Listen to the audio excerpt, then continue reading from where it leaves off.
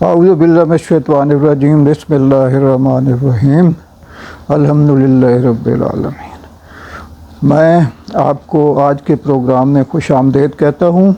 اور انشاءاللہ ہمارا جو پروگرام پہلے سے چل رہا ہے، میرا جینا میرا مرنا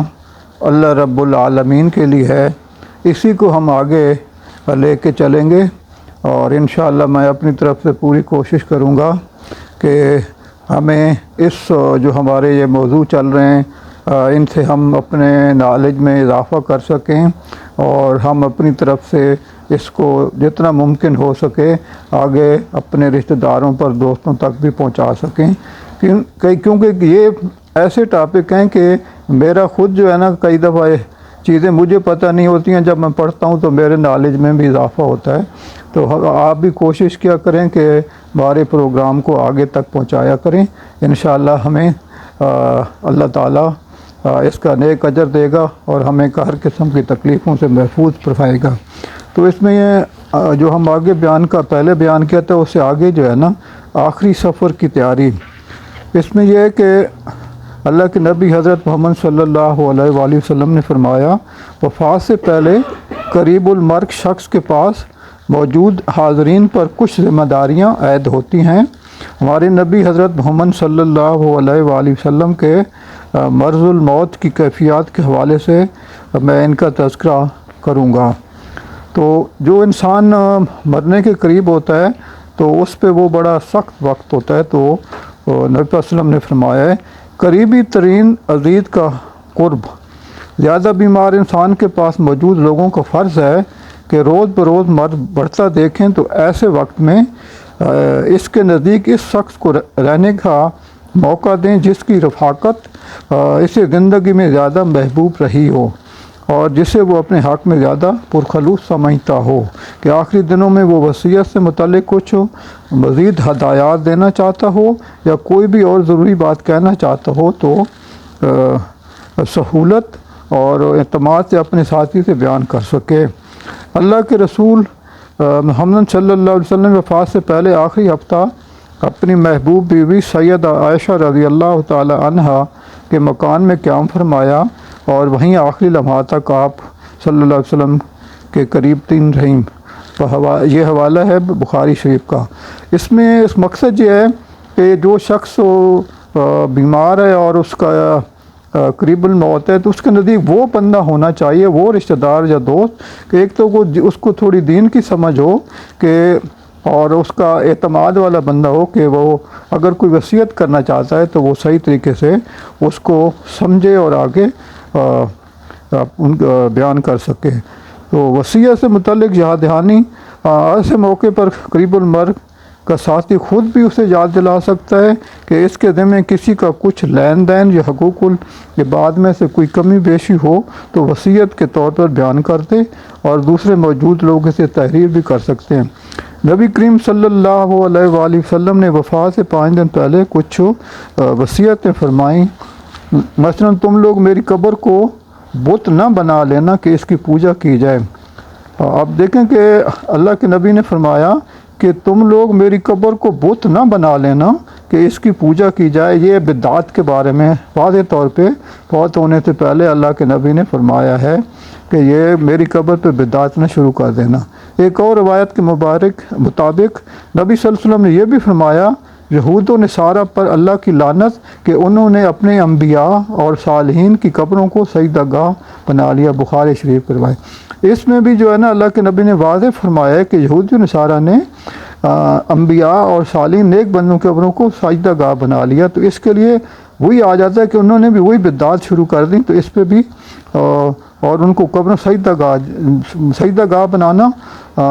قبرستان کے اندر انتہائی یہ گناہ کی چیز ہے، گناہ کبیرہ ہے۔ تو ان چیزوں سے مرنے سے پہلے ہمارے پیارے نبی واضح فرما کے گئے، اس لیے ہمیں ان چیزوں پہ عمل کرنا چاہیے۔ حالانکہ ہم عمل کرنے کی بجائے ان چیزوں کو آئے روز ہم دیکھتے ہیں کہ بہت ہی زیادہ بدعات شروع کر دی گئی ہیں قبرستان کے اندر، جو ہے نا بس اللہ معافی دے کہ نئے جو ہے نا وہ ذاتی مفاد کی خاطر لوگ جو ہے نا نئے نئے عقیدے نکال لیتے ہیں اور بدعات شروع کرتے ہیں، اللہ ان چیزوں سے بچائے۔ سیدہ عائشہ رضی اللہ تعالیٰ عنہ نے فرمایا کہ رسول اللہ صلی اللہ علیہ وسلم کے 6 یا 7 دینار آپ صلی اللہ علیہ وسلم کی بیماری میں میرے پاس پڑے ہوئے تھے۔ آپ صلی اللہ علیہ وسلم نے مجھے حکم دیا کہ ان کو تقسیم کر دو، تو میں ان کی بیماری میں مشغول ہو گئی اور بھول گئی۔ تب دوبارہ آپ صلی اللہ علیہ وسلم نے مجھ سے پوچھا کہ ان 6 یا 7 دیناروں کا کیا بنا؟ میں نے کہا کہ واللہ مجھے تو آپ کی بیماری نے مشغول کر دیا اور میں انہیں بھول گئی۔ پھر آپ صلی اللہ علیہ وسلم نے دوبارہ دینار منگوائے اور ان کو اپنی ہتھیلی پر رکھا اور فرمایا، کیا خیال ہے کہ اللہ کا نبی اللہ ذوالجلال کو اس حال میں ملے کہ یہ دینار اس کے پاس ہوں؟ احمد نے روایت کیا ہے۔ دیکھیں کہ نبی صلی اللہ علیہ وسلم نے 6 یا 7 دینار جو کہ بھول گئے تھے حضرت اماں عائشہ رضی اللہ تعالیٰ عنہ کو، تو منگوا کے اور یہ فرمایا کہ میں اس حالت میں نہیں جانا چاہتا کہ میں اللہ کے حضور جب حاضر ہوں تو میرے دینار میرے پاس ہوں۔ تو ان چیزوں سے یہ سبق ہمارے لیے ہدایت کا راستہ ہے۔ شور اور ہنگامے سے پرہیز۔ رسول اللہ صلی اللہ علیہ وسلم کی وفات سے 4 روز پہلے کسی اختلافی مسئلے پر جب لوگوں کا شور بلند ہونے لگا تو آپ صلی اللہ علیہ وآلہ وسلم نے فرمایا، میرے پاس سے اٹھ جاؤ۔ اور پھر اسی روز آپ صلی اللہ علیہ وسلم نے 3 اور باتوں کی وصیت فرمائی۔ پہلی والی جو ہے نا وہ حدیث جو ہے نا وہ بخاری شریف کی ہے۔ ایک بات کی وصیت کی کہ یہود و نصارہ اور مشرکین کو جزیرۃ العرب سے نکال دینا۔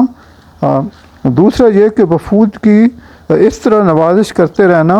جس طرح آپ صلی اللہ علیہ وآلہ وسلم کیا کرتے تھے۔ تیسرا یہ کہ کتاب و سنت کو مضبوطی سے پکڑے رہنا۔ یا دیکھیں کہ ایک تو انہوں نے کہا کہ یہود و نصارہ مشرکین کو جزیرۃ العرب سے نکال دینا، اور دوسرا جو وفود آتے تھے ان کے ساتھ نبی پاک صلی اللہ علیہ وسلم فرمایا کہ ان کے ساتھ اچھے طریقے سے جو ہے نا پیش آنا۔ اور تیسرا انہوں نے کتاب اور سنت کو مضبوطی سے پکڑنا۔ سنت کا پہلے بھی میں نے کہا ہے کہ اگر انسان شرک اور بدعت سے دور ہے، قرآن پاک اور نبی پاک صلی اللہ علیہ وسلم کی سنت کے مطابق چلتا رہے تو کوئی وجہ نہیں ہے کہ وہ اللہ تعالیٰ اس کو جنت میں نہ بھیجے۔ ہم جو ہے نا واضح ہے کہ جو نبی صلی اللہ علیہ وسلم کا ہر وہ کام وہ ہمارے لیے سنت ہے، اگر ہم اس پہ عمل کرتے رہیں تو اللہ تعالیٰ ہم کو انشاءاللہ جنت الفردوس میں کچھ بھی ہو جائے، اگر کوئی بڑا فقیر ہے، پیر ہے، کچھ بھی ہو، اگر وہ نئی چیز آپ کو بتاتا ہے تو اس سے عمل نہیں کرنا چاہیے، پرہیز کرنا چاہیے۔ پیغمبروں کو اختیار۔ سیدہ عائشہ رضی اللہ تعالیٰ عنہ کہتی ہیں کہ نبی کریم صلی اللہ علیہ وسلم نے حالت صحت میں فرمایا کرتے تھے کہ کسی نبی کی روح کو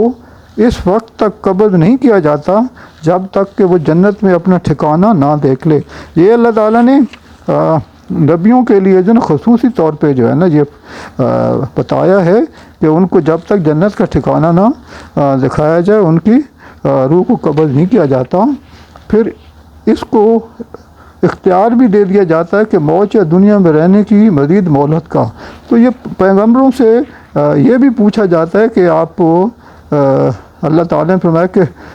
مرنا چاہتے ہیں یا اور دنیا میں رہنا چاہتے ہیں۔ تو آپ صلی اللہ علیہ وسلم سخت بیمار ہوئے اور ان کا سر میری گود میں تھا، تو ان پر غشی طاری ہوئی تو پھر ذرا ہوش میں آئے تو آنکھیں چھت کی طرف لگا دیں اور فرمانے لگے، یا اللہ بلند رفیقوں میں رکھنا۔ تو نبی پاک صلی اللہ علیہ وسلم یہ فرشتہ آتا ہے اور وہ پیغمبروں سے پوچھتا ہے کہ آپ کی اجازت ہو تو ہم آپ کو اللہ تعالیٰ کے پاس جو ہے نا لے کے جانا چاہتے ہیں۔ تو پیغمبر جو ہے نا وہ خوش ہو جاتے ہیں کہ مرنا تو ہے تو اس سے بہتر نہیں ہے کہ پہلے۔ اس وقت تو میں سمجھ گئی کہ آپ کو بھی اختیار دیا گیا، مگر آپ صلی اللہ علیہ وسلم نے ہمارے پاس رہنے کو اختیار نہیں فرمایا۔ اور پھر میں پہچان گئی کہ یہ اسی حدیث کا موضوع ہے جب آپ اپنی حالت صحت میں فرمایا کرتے تھے تو آخری بات جو آپ صلی اللہ علیہ وسلم نے کہی وہ یہ تھی۔ آپ دیکھیں کہ واضح پیغام ہے کہ فرشتہ جو ہے نا پیغمبروں کے پاس آتا ہے۔ تو ہمیں یہ جو ہم موضوع چل رہے ہیں نا یہ اس کو مزید آگے لے کے جائیں گے، اور اس پہ آپ جو ہے نا غور سے سنا کریں، کیونکہ جب یہ نبی صلی اللہ علیہ وسلم جب فوت ہونے لگے اس وقت کے ہیں باتیں ساری، تو آپ اس میرے پروگرام کو لائک کریں، سبسکرائب کریں، شیئر کریں، آپ کو بھی ثواب ملے گا، مجھے بھی ثواب ملے گا۔ میں آپ کے لیے دعا گوں، آپ میرے لیے دعا کیجیے گا۔ جزاک اللہ خیرن۔